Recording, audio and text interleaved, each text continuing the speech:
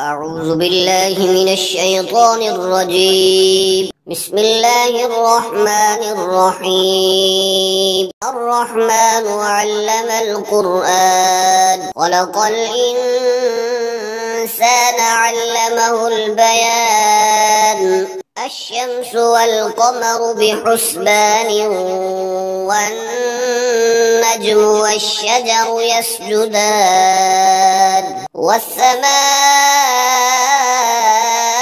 رفعها ووضع الميزان ألا تطغوا في الميزان وأقيموا الوزن بالقسط ولا تخسروا الميزان والأرض وضعها للأنام فيها فاكهة والنخل ذات الأكمام والحب ذو العصف والريحان فبأي آلاء ربكما تكذبان خلق الإنسان من صلصال كالفخار وخلق الجان من مارج من نار فبأي آلاء ربكما تكذبان رب المشرقين ورب المغربين فبأي آلاء ربكما تكذبان مرج البحرين يلتقيان بينهما برزخ لا يبغيان فبأي آلاء ربكما تكذبان يخرج منهما اللؤلؤ والمرجان فبأي آلاء ربكما تكذبان وله الجوار المنشآت في البحر كالأعلام فبأي آلاء ربكما تكذبان كل من عليها فان ويبقى وجه ربك ذو الجلال والإكرام فبأي آلاء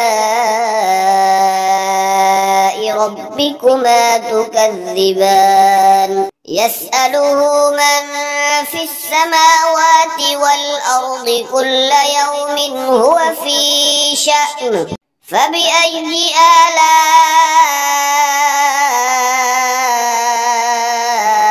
آلاء ربكما تكذبان سنفرغ لكم أيها الثقلان فبأي آلاء ربكما تكذبان يا معشر الجن والإنس إن استطعتم أن تنفذوا من أقطار السماوات والأرض فانفذوا لا تنفذون إلا بسلطان فبأي آلاء ربكما تكذبان يرسل عليكما شواظ من نار ونحاس فلا تنتصران فبأي آلاء ربكما تكذبان فإذا انشقت السماء فكانت وردة كالدهان فبأي آلاء ربكما تكذبان فيومئذ لا يسأل عن ذنبه إنس ولا جان فبأي آلاء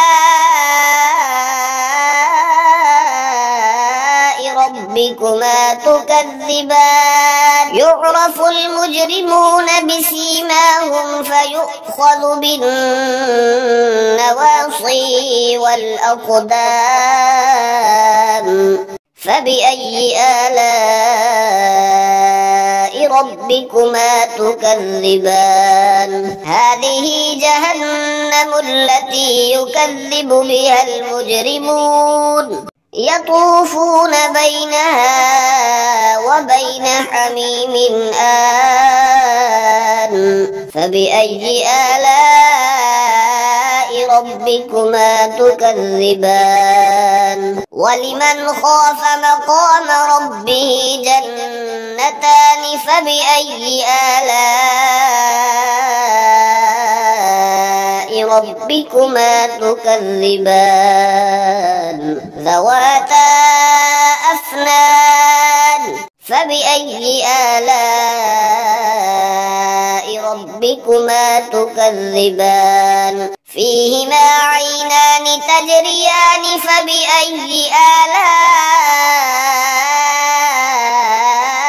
ربكما تكذبان فيهما من كل فاكهة زوجان فبأي آلاء ربكما تكذبان متكئين على فرش بطائنها من استبرق وجنى الجنتين دان فبأي آلاء ربكما تكذبان فيهن قاصرات الطرف لم يطمثهن إنس قبلهم ولا جان فبأي آلاء ربكما تكذبان كأنهن الياقوت والمرجان فبأي آلاء ربكما تكذبان هل جزاء الإحسان إلا الإحسان فبأي آلاء ربكما تكذبان ومن دونهما جنتان فبأي آلاء ربكما تكذبان مدهامتان فبأي آلاء ربكما تكذبان فيهما عينان نضاختان فبأي آلاء ربكما تكذبان فيهما فاكهة ونخل ورمان فبأي آلاء ربكما تكذبان فيهن خيرات حسان فبأي آلاء ربكما تكذبان حور مقصورات في الخيام فبأي آلاء ربكما تكذبان لم يطمثهن إنس قبلهم ولا جان فبأي آلاء ربكما تكذبان متكئين على وزخرف خضر وعبقري حسان فبأي آلاء ربكما تكذبان تبارك اسم ربك ذي الجلال والإكرام